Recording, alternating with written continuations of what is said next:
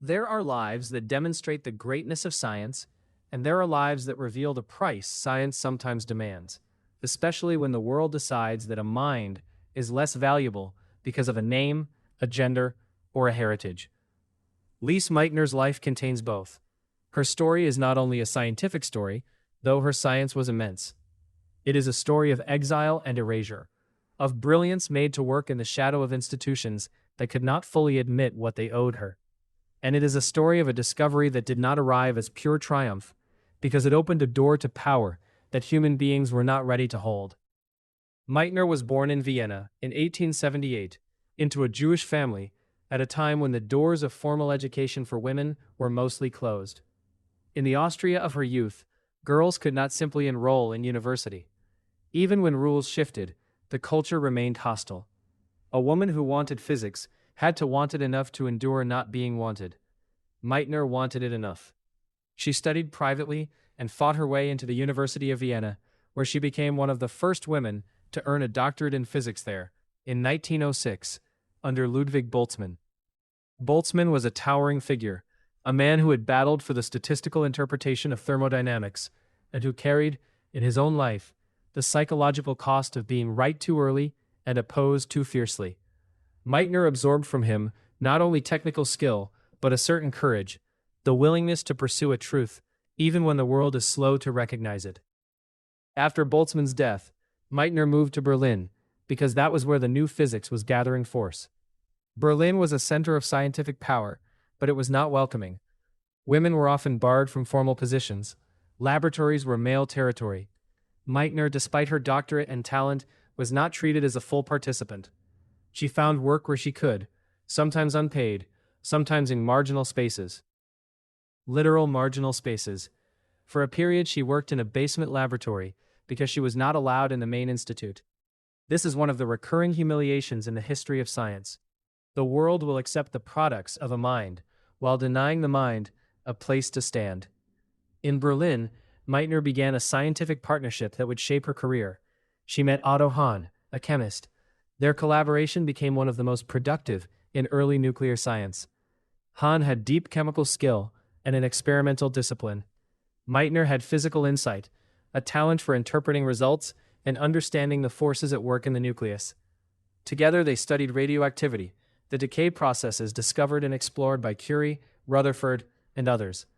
They worked in a field that was being born in real time, the study of the atom's inner instability, the strange fact that certain elements transform, emitting energy and particles. Meitner became a central figure in this work. She helped identify and characterize radioactive isotopes. She contributed to the understanding of beta decay and nuclear transitions. She built an intellectual bridge between chemistry's handling of substances and physics's handling of forces and energy. And she did it while navigating a professional world that treated her as an exception at best and an inconvenience at worst. Over time, her status improved.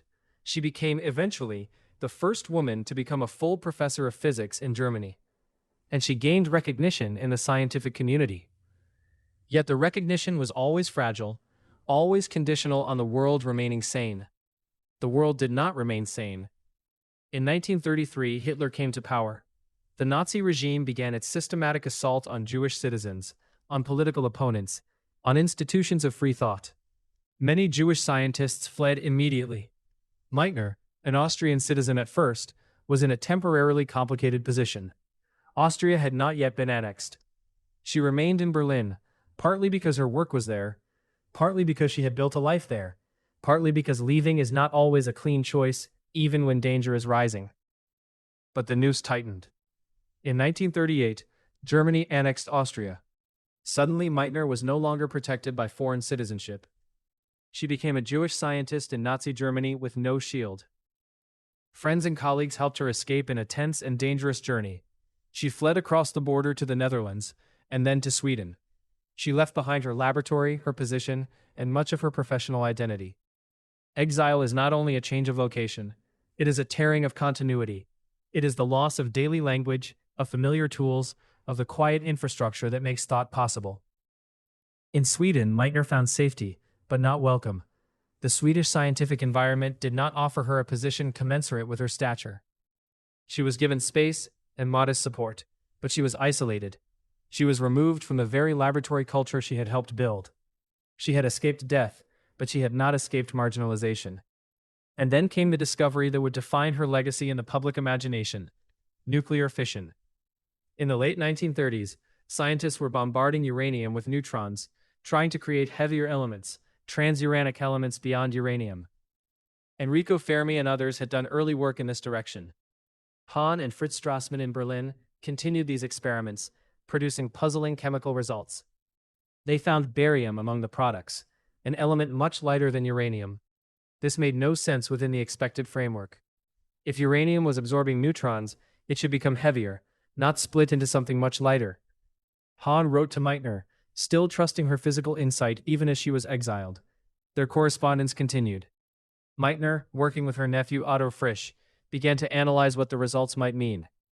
During a winter walk, one of those moments in science that becomes symbolic because it shows how thought can occur even in displacement, Meitner and Frisch realized the possibility that uranium nuclei were not merely rearranging, they were splitting. If the uranium nucleus splits into two smaller nuclei, such as barium and krypton, the mass difference could be converted into energy, according to Einstein's relation, E equals mc squared. The energy release would be enormous compared to chemical reactions, because it comes from nuclear binding energy. Meitner and Frisch calculated the expected energy, and found it matched the scale implied by experiments. Frisch coined the term fission, borrowing from biology, because the nucleus was behaving like a cell dividing. This was the explanation that made the strange chemistry intelligible. Hahn and Strassmann had produced the crucial experimental evidence, but it was Meitner and Frisch who provided the physical interpretation that revealed the phenomenon's meaning. Without that interpretation, the chemical products would have remained a puzzling list. With it, the world suddenly understood that the atom's nucleus could be broken apart in a way that releases vast energy. This is the core of Meitner's burden. She understood what had been discovered. She also understood quickly what it could become. The political context mattered. Europe was on the edge of war. Scientists knew that if fission could produce enormous energy, it might also produce enormous destruction. The possibility of a chain reaction, where neutrons released by one fission event trigger more fissions, suggested that an explosive release of energy was conceivable. The idea of an atomic bomb was not yet a device, but it was no longer fantasy. Meitner was not a person who could look away from consequences. She was deeply committed to science, but she was also morally serious. She would later refuse to work on bomb projects and would describe herself, painfully, as having had nothing to do with the bomb. Yet she could not avoid the knowledge that her understanding helped make the new reality visible. She had explained a door that others would rush through. Then came the cruel twist of recognition. In 1944, the Nobel Prize in Chemistry was awarded to Otto Hahn for the discovery of fission. Meitner was not included. This omission has become one of the most famous and debated injustices in Nobel history. The reasons are tangled: disciplinary boundaries, wartime politics, institutional biases, and the fact that Meitner was in exile and not part of the German scientific establishment at the time. But whatever the causes, the result was the same. The prize told the world a story that was incomplete. It elevated Hahn as the lone discoverer and left Meitner's role largely invisible to the public. Hahn himself had a complicated relationship to this. He had relied on Meitner's insight for years. He knew her significance. But the culture of recognition in that era, especially toward women and Jews, was distorted. Meitner, dignified and proud, felt the erasure sharply. Yet she did not spend her life chasing prizes. She wanted the truth of her work to be recognized, but she also understood something deeper.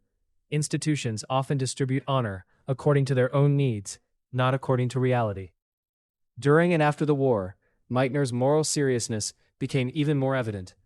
She was invited in public imagination to be the mother of the atom bomb, a label she rejected. She had not participated in the Manhattan Project. She had not built the weapon. Explained the phenomenon that made it possible. That distinction mattered to her, and it mattered ethically, but the world rarely respects distinctions when it wants a simple story. Meitner also criticized, after the war, the German scientific community for its accommodation and silence. She believed many had failed morally, not only by working for the regime, but by not resisting openly. She did not speak from a position of naive purity. She spoke from the position of a person who had been forced out and who had watched colleagues adapt in order to survive or advance. Her criticism was not comfortable, and comfort was not her aim. Scientifically, Meitner continued working for years, contributing to nuclear physics and mentoring younger scientists. She spent time in Sweden and later moved to Britain, living near family. She remained intellectually engaged, respected by many colleagues, and slowly, over decades, her role in fission became more widely acknowledged. Elements and institutions were named in her honor. Historians and scientists began telling a more complete story. But if you want to understand her, you should not end with the correction of the record, as if that were enough. You should sit with the human reality. Meitner gave her life to physics, in a world that repeatedly told her she did not belong. She built knowledge in basements and margins, and when she finally stood near the center, history pushed her out with violence. From exile, she helped interpret one of the most consequential discoveries of the 20th century, and then watched recognition flow elsewhere. And she lived long enough to see that discovery become a weapon that reshaped geopolitics and threatened civilization. This is why her story is not only about fission. It is about the burden of insight. There are discoveries that give the discoverer joy and pride. There are discoveries that give the discoverer power. And there are discoveries that give the discoverer a moral weight that cannot be shrugged off.